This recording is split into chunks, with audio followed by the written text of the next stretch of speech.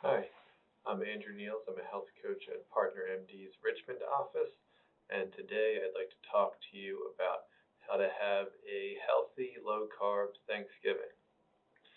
So, Thanksgiving's coming up, and I'm sure we've all heard the old saying about tryptophan, the amino acid in turkey, making you sleepy after your Thanksgiving meal. Well, it turns out that the real culprit is probably because Thanksgiving is an extremely high carb meal usually, and which means for most people their blood sugar will spike way up high and then crash, and then everyone gets sleepy afterwards. So for people on a low carb diet, Thanksgiving can be particularly problematic, and it's something that people tend to dread as part of the holidays if they're on a diet. But it doesn't have to be that way. There's a lot of ways you can successfully navigate Thanksgiving and still enjoy it too. So the first strategy is just to go in with a plan. So if you're on a diet, it's important to make time to sit down and actually think through during Thanksgiving what you're actually going to be doing. So are you going to be going somewhere? Are you staying home?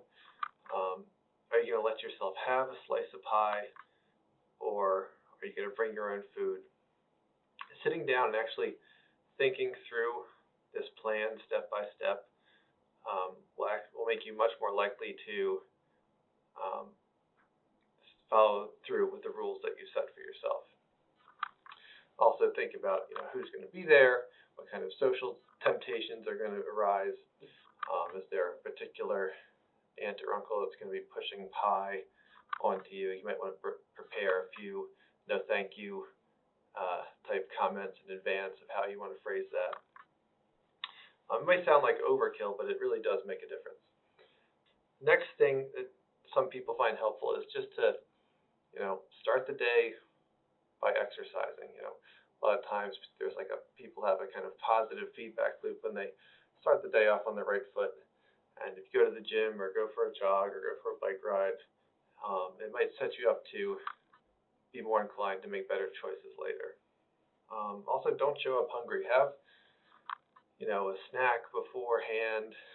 Don't use it as an opportunity to don't try and starve yourself.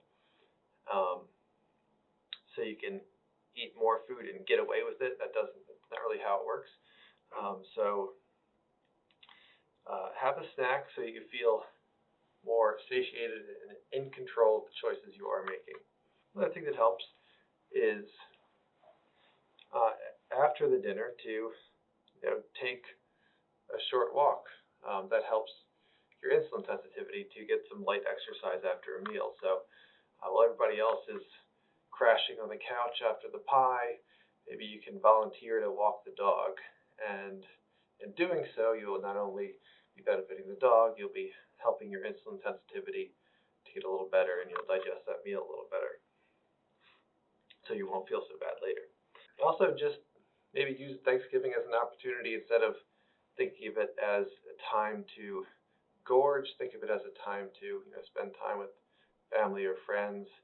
Um, Maybe shifting your focus and attention away from the food and onto the people there can also be another just strategy of framing the encounter as a whole. So another way to have a good Thanksgiving is to cook and bring your own dishes. So for people on a low carb diet, this is um, easier to do than ever. There's plenty of recipes on the internet now, and a lot of the places carbs tend to hide in Thanksgiving, like gravy and cranberry sauce. You don't tend to think about those. They do add up. You can make low carb or keto versions of almost all of those. So it might be good to pick a few of your favorite dishes in advance if you really want to have something like mashed potatoes or stuffing. Um, it may be fun to just experiment a little and do something differently and try out some low carb keto recipes. So there's recipes for low carb gravy, there's There's some stuffing recipes that are based with cauliflower instead of bread, and there's also some really delicious mashed potato substitutes that you can make with pureed cauliflower or celery root that are actually really delicious.